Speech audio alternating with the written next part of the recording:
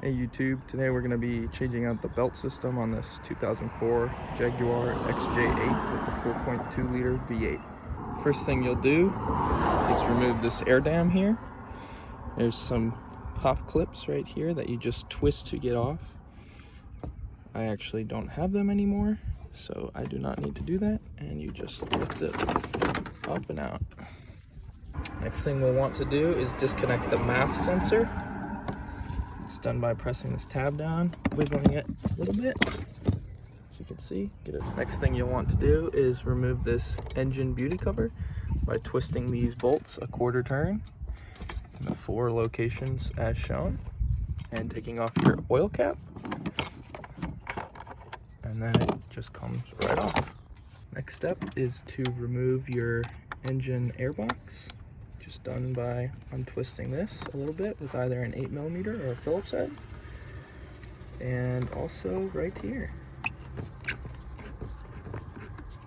Next you'll want to grab this right here, this breather hose, on both sides, press down on the little tabs and wiggle it out so you can see those.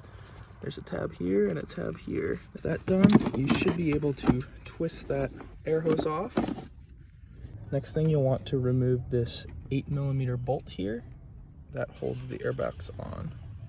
You should be able to then twist your airbox out as shown here.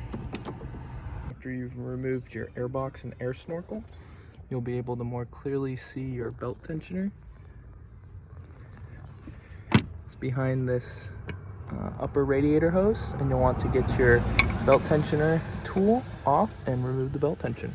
So after you've removed your belt tension and the belt is hanging, you're going to want to take the belt off of your accessory gears and away from your tensioner. So after you've removed your belt tension, I slipped the belt off of the power steering pump pulley. You can remove your belt tensioner. Next thing you're going to do is remove this 16mm bolt from the center of the tensioner.